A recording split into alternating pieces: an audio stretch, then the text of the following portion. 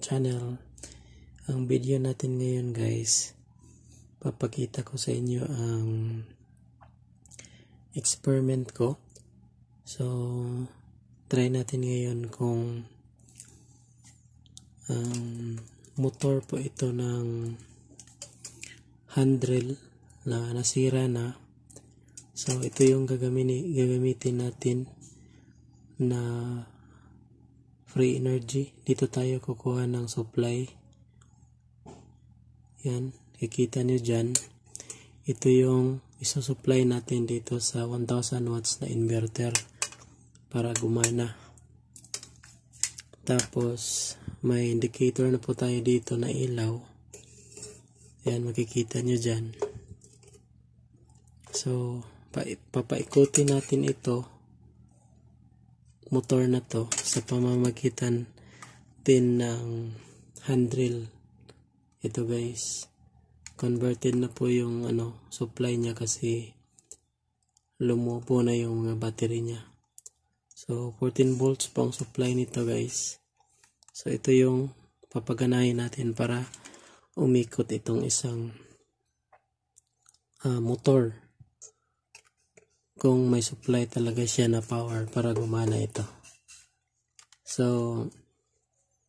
mag-observe lang kayo guys kung totoo ba talaga na may kuryente na lalabas dito sa motor sa handrail. Ito po ay 20 volts para gumana ang motor na to. So antabay lang kayo guys. So try na natin ngayon. So ito na ngayon guys, try natin na paikutin ito. Tapos yung out nito nakakonect dito sa tester. So tingnan nyo ang tester guys kung gumagalaw siya. So nakaset po ang tester sa DC 50 volts. So try nating paandarin sa pamamagitan ng isang handrail guys. So ayan, sana makikita nyo dyan.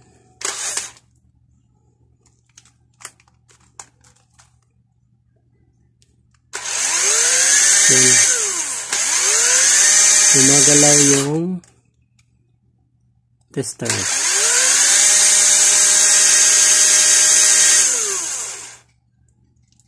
So ayan, so itry natin ilipat sa inverter. So kontrolin lang natin yung speed ng itong handrail, hindi siya lalagpas ng 15 volts kasi 12 volts lang ang ating power inverter. So ito yung gagawin natin ngayon guys. So ito na po guys, na-connect na po natin itong wire. Yung positive niya nakakonect dito sa positive, tapos yung negative niya nakakonect dito. Kasi pag nagkabaliktad hindi gagana, lalo na pag nabaliktad mo dito sa pag-ikot niya, hindi gagana. Instead na magsusupply siya ng kuryente, maggrabe yung magnet niya, hindi siya iikot pag nabaliktad. So yan guys, naka-on na din yung power switch ng inverter. So expected mamaya pag pinaikot ko na tong handrail na isa is tutunog talaga yung alarm ng inverter na fault. So ibig sabihin nun, hindi pa na-reach yung 12 volts o kaya lumagpas sa 12 volts yung supply ng motor na yan. So antabay guys, panoorin nyo kung iilaw ba talaga to, nag-supply ba siya ng 220 guys. So simulan natin. Observe lang kayo guys.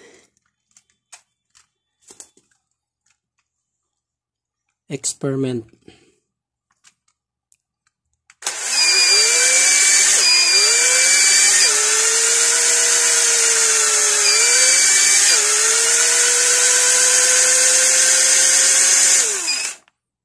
So yun guys. So ibig sabihin, itong motor na to, meron siyang kuryente na ibinibigay kasi may permanent magnet siya.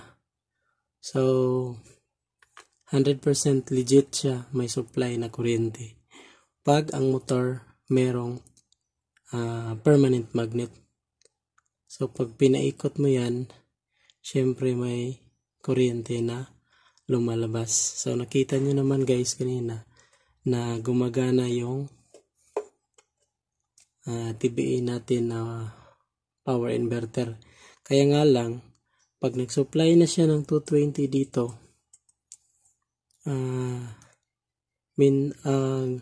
nagpo-fault ang yung inverter kasi yung motor, hindi niya kinaya.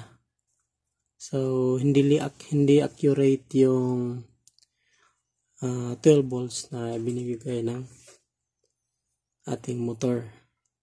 So, at least nakita natin ngayon na nakaproduce siya ng kuryente sa pamamagitan nito. So, ulitin natin ulit guys para makita nyo. So, ayan. Ito po yung nagde-drive guys. So, ayan. Converted na po yan. So, wala na battery. So, sinaksak ko na lang dito sa outlet. So, ito na yon ang nagde-drive dyan. Nawakan ko lang baka sumaling umikot. So, let's start again.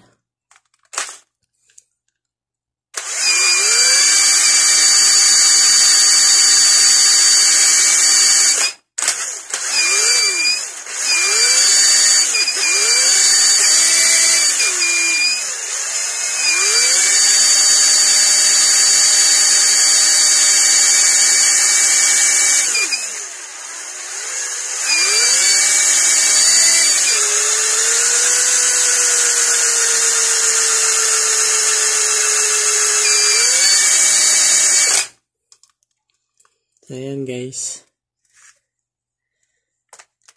Pag nag-load na yung motor, humahatak siya ng maraming kuryente papasok sa inverter. Kaya siya naglo-low voltage. Kaya uma-alarm itong inverter.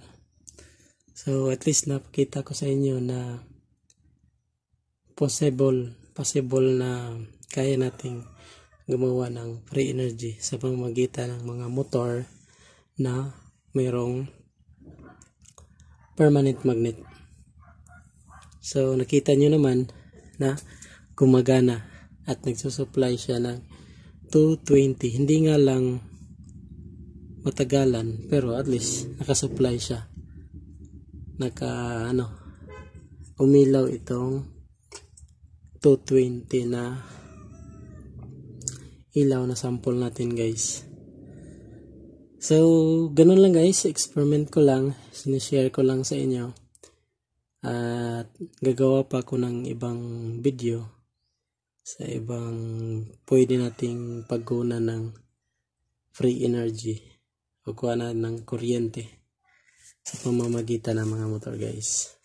So, maraming salamat guys sa panonood. Sana natuwa kayo at masayahan at pwede nyong magaya guys na possible talaga ang kuryente na lalabas sa motor.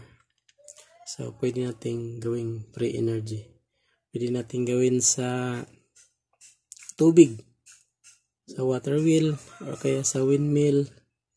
So ganun guys ang paraan sa pag produce ng kuryente guys. Maraming salamat sa panonood guys. Kung di pa kayo nakapag-subscribe, please subscribe na po. Like and share, and then don't forget to click the notification bell para updated kayo sa panibago nating mga videos. Maraming salamat po. God bless.